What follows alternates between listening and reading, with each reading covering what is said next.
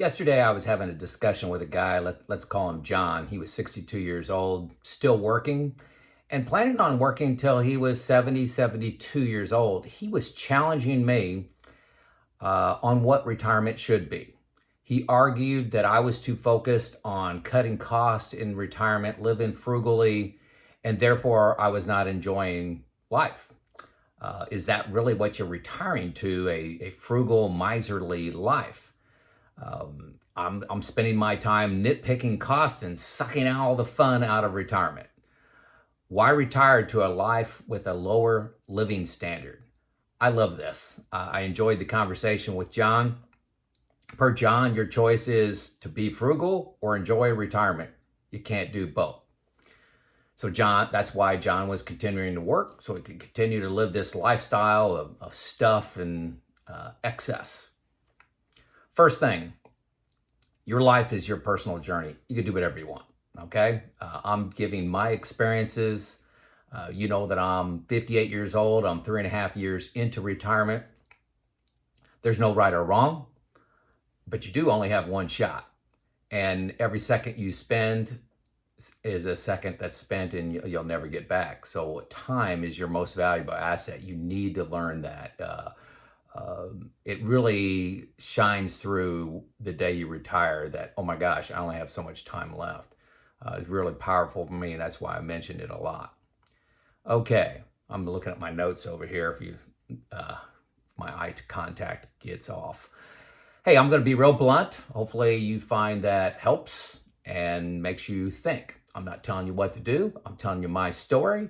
Hopefully it'll inspire and you to think about your situation and maybe make some changes, maybe not, maybe be more firm in what you're doing. So I've discovered, for me, things don't buy happiness. And this is for the vast majority of people that they get here. When people are 80, ask them if things buy happiness. 100% of them will tell you no. It's people, it's relationships, family, it's faith. It's learning and experiences. It's all the time on those things that you rush through when you've got a full-time job. How long does that new car smell last? How about those $100 pair of jeans? Who cares? Who are you trying to impress? How about that Apple Watch? You know, you're wearing a $400 or $500 watch. Those things have consequences. You are being manipulated by marketing. This is one of the things that aggravated me when I figured this out. I thought I was making choices, but there are PhDs at these marketing companies, like and places like Facebook and even YouTube here, that they have PhDs in psychology and they're being a puppet master over your brain. They're tweaking little things and sending you messages, putting you in the right mood to buy. Big tech, like Facebook and YouTube, Google, they make avatars of you. They take a computer model of what your tendencies are based on your clicks, based on your spending, all your digital data, and put you in groups. This is proven. I'm just paraphrasing here. I'm not making anything up. They put you in group and they've analyzed what those people in that group spend. So say you're an avatar with another group of 100 people that are male and 58 years old. If 50 of them buy a new camper, all of a sudden the other 50 will start to get advertisements about camping gear and the camping experience. So many of you may notice that on Facebook. How do you start to get these messages? Why are they targeting you in a certain way? And everybody is unique. And it's a master brilliance of a marketing, but you are being manipulated. You're being sold that things buy you happiness, and they're playing with your brain to do that. Happiness come to me, and I've done a lot of research on this, a lot of reading, and this for me, happiness comes from progress along a journey. So what journey are you on, and are you making progress towards that? We're hardwired that way. You know, think about a soccer team that wins the World Cup. They are delighted they won the World Cup. But how long does that happiness last? And then next season starts and it's the grind. It's the grind and the journey that people enjoy. Yeah, you enjoy being on top of the mountain, but you're not there very long, and there's always a new mountain. What people, humans, I believe, evolved to be happy to be part of a group and to be on a journey, participating in that group and advancing that group. So that's my belief, and have served me well the last few years. Hey folks, I'm an engineer. I am a plant manager, been in manufacturing my whole life. I'm highly trained for improvement, efficiency, and lean manufacturing processes. Lean is really the total production system, or taking waste out of systems. Okay, you may see some of my videos on that topic. I fix stuff. I enjoy cutting the grass. I treat my own house for insects. I fix plumbing issues. I fix appliances. I give everything a good shot myself, based on some training from some YouTube videos. I get more joy. This is a fact. I get more joy over saving $1 than spending $1. And that's just me.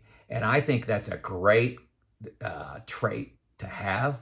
A lot of people, are feeling down, depressed, whatever's going on in their life that's not good.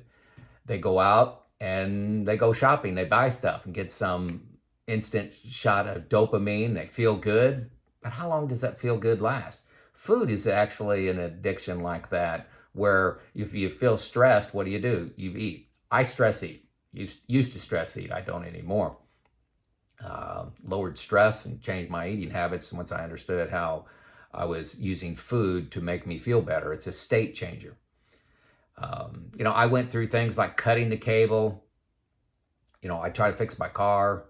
I just finished replacing the controller box for my water sprinkler system outside. Got struck by lightning, actually.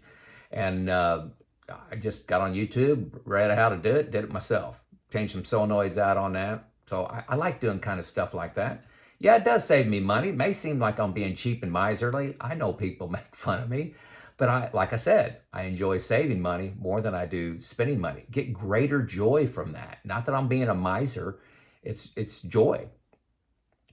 I'm not a miser with my budget. I don't look at my budget every single day and get my receipts and look at them and just try to cut and be efficient. I look at our expenses once every 3 months and look for trends. I don't look for $20 items, $50 items, or really even $100 items. But daily, I look for waste. Daily things that I can do more efficiently, cut out some spend, because I get great joy from that. We do spend a lot of money. My wife and I do. We do travel a lot. Spent a lot of time driving around the U.S. in the last few years.